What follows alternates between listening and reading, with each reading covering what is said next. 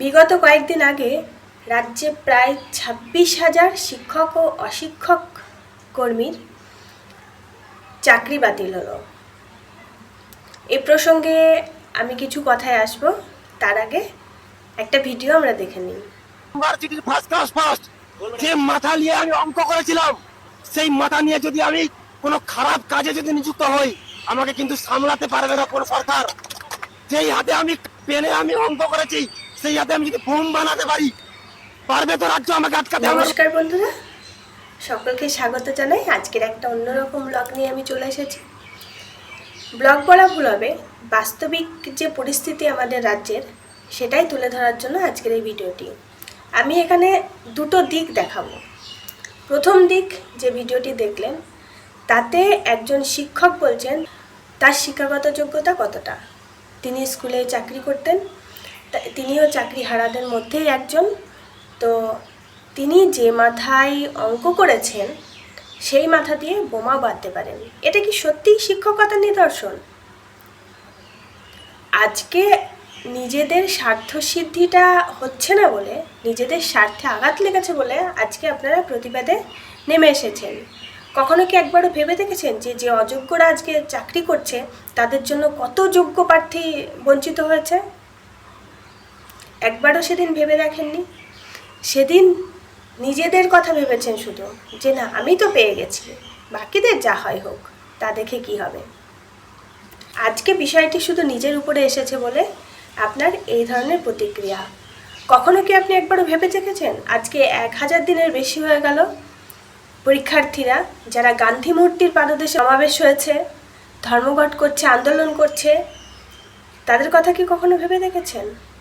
আপনার সহকর্মী হিসেবে হয়তো আপনার পাশের চেয়ারেই একজন অযোগ্য বসে আছে, কখনো কি প্রতিবাদ করেছেন যে কিভাবে চাকরিটা পেল? না, করেননি। আজকে মনে হচ্ছে কারণ স্বার্থে আঘাত লেগেছে।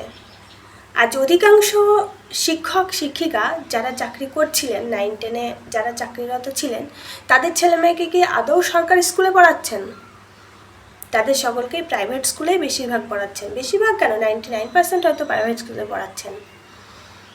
তো আর পরিবারের কথা বলছেন, একজন বেসরকারি কোম্পানিতে কর্মরত ব্যক্তিও তাদের পরিবারের সমস্ত খরচ মেটান, সমস্ত প্রয়োজন, সমস্ত চাহিদা, ওষুধপত্র, যাবতীয় যত খরচ হয় সমস্ত কিছু চালান। তাদের যখন চাকরিগুলো হারায় তখন কি কষ্ট হয় আপনাদের? তখন কি মনে হয় যে বেচারা চাকরিটা চলে গেল? না, এগুলো মনে হয় না। যে কথাগুলো বলছেন এই ব্যক্তি, হ্যাঁ, চরম হতাশা, চরম মর্মস্পর্শী ঘটনা এটা, কিন্তু তবুও কোথাও না কোথাও মনে হয় না যে না, ঠিক হয়েছে, এটা দরকার ছিল। অযোগ্যদের বাছা যখন যাচ্ছে না তখন এটা দরকার ছিল। হ্যাঁ, আপনারা অনেকেই বলবেন যে আমি তো চাকরি করি না, তা আমি বলছি কেন?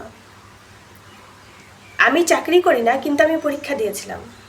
পাশ করেছিলাম কিনা সেটা আমি জানি না, কারণ যখন যাচাই করা হয় তখন নট কল্ড ফর ভেরিফিকেশান। এর মানে কি হয় আমি জানি না। তো আমি আপার প্রাইমারিতে কোয়ালিফাই করেছিলাম, প্রথমবার ডাকও পেয়েছিলাম। তো ডাক পাওয়ার পর প্যানেলে নামও ছিল, খুব ভালো র্যাঙ্কেই ছিল, কিন্তু পরবর্তীতে কেস করে যখন সেটা ওঠানো হলো সেই নামগুলো বাদ চলে গেল।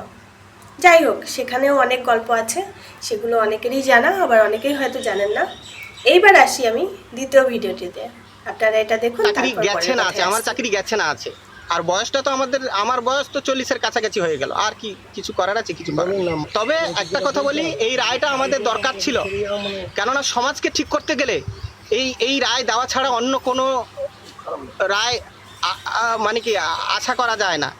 এই রায় মানে কি, নুড়ি কাকর যখন বাছা যাচ্ছিল না তখন পুরোটাই বাদ গেছে। আমার মনে হয় ঠিকঠাকই রায় দিয়েছে। এখন যে ব্যক্তির কথা শুনলেন ইনিও একজন শিক্ষক ছিলেন, সদ্য চাকরিহারা হয়েছেন।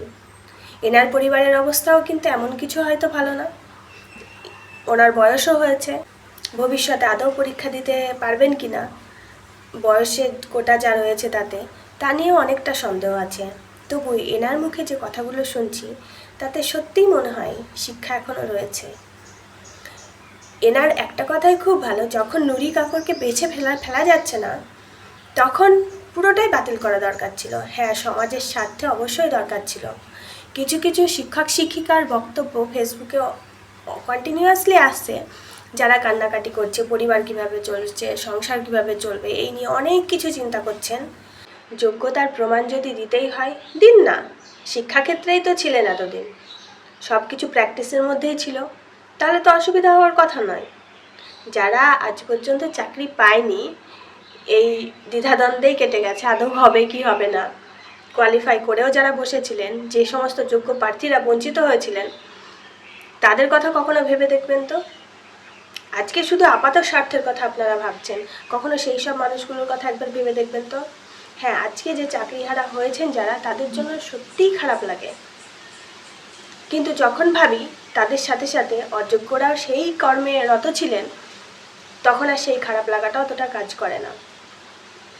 কারণ আপনারা পাশাপাশি বসেও সেই অযোগ্য প্রার্থীদের সঙ্গে চাকরি করেছেন, সহকর্মী হিসেবে চাকরি করেছেন, কলিগ হিসেবে পরিচয় দিয়েছেন।